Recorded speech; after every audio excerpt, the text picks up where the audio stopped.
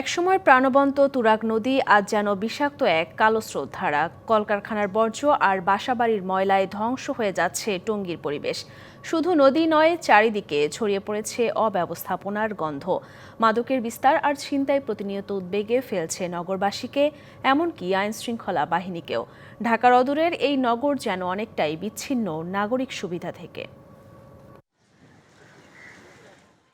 টঙ্গীর তুরাগ নদী এখন আর নদী নেই, এ যেন এক চলমান ভাগাড়। শিল্পনগরীর বর্জ্য আর বাড়িঘরের ময়লায় ভরে উঠেছে নদীর বুক। নেই কোনো আধুনিক সোয়ারেজ বা ড্রেনেজ ব্যবস্থা। ফলে এলাকার ৮০% বাড়ির ময়লাই ফেলা হয় এই নদীতে।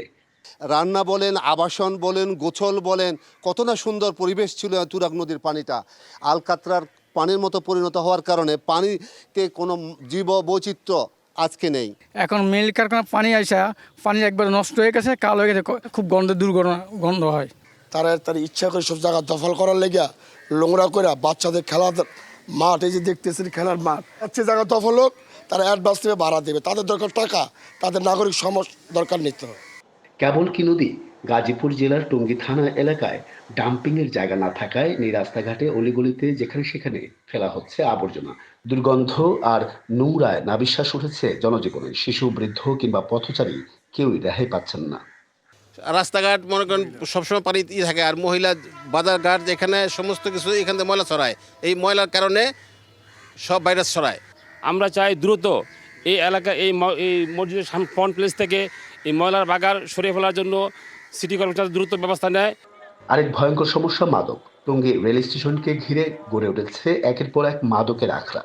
এখানকার মাদক যাচ্ছে রাজধানীর উত্তরা থেকে শুরু করে গাজীপুর জেলার নানা প্রান্তে। প্রশাসনের চোখের সামনে গড়ে উঠেছে এক বিপজ্জনক চক্র। যে অনেক রেলগাড়ি আছে যে স্লো করতেছে, এই জায়গায় রেলগাড়ি থেকে বিভিন্ন পয়েন্টে মাদক নামে।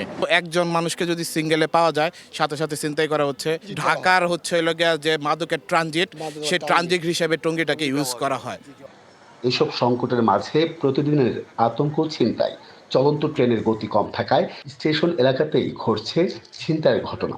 যাত্রীরা হারাচ্ছেন ব্যাগ, মোবাইল, এমনকি নিরাপদ অনুভূতিও। দিনের বেলা একজন লোক ব্যাগ হাতে করে তার ব্যবসায় টাকা নিয়ে যাচ্ছে, সে টাকাগুলো ছিনিয়ে নিয়ে মোটরসাইকেল থেকে 2 থেকে 3 জন ছেলে এসে ধারালো অস্ত্র দিয়ে তাকে আঘাত করা, সে কিন্তু সেখানেই ঘটনাস্থলেই সে কিন্তু মারা যায়। জনবল কম থাকায় অপরাধ নিয়ন্ত্রণে আনতে কিছুটা বেগ পেতে হচ্ছে, জানালেন আইন শৃঙ্খলা বাহিনীর ঊর্ধ্বতন কর্মকর্তা। এখানে বসবাস করে প্রচুর ভাসমান মানুষ, প্রচুর ইন্ডাস্ট্রি, অনেক ইন্ডাস্ট্রি বন্ধ হয়ে গেছে। অনেক ইন্ডাস্ট্রির বেতন বেশ কয়েক মাস যাবৎ বেতন নাই, এরকম রুগ্নভাবে চলে। তো এই সমস্ত শ্রমিকরা বেতনহীনভাবে থাকে, তারা বিভিন্ন সময় হতাশা থেকে নেশাগ্রস্ত হয়। আবার এই নেশার টাকা জোগাড় করতে গিয়ে তারা বিভিন্ন রকম চুরি, ছিনতাই, বিভিন্ন কাজে জড়িয়ে যায়। দূষণ, মাদক, অনিরাপত্তা আর অব্যবস্থাপনায় ধুঁকছে টঙ্গীর জনজীবন। অথচ কার্যকর কোনো উদ্যোগ নেই চোখে পড়ার মতো। দ্রুত ব্যবস্থা না নিলে বিপর্যয় আরো ঘনীভূত হবে বলছে তুরাগ পাড়ের মানুষ। Ariful Islam, DBC news, Tongi, Gazipur.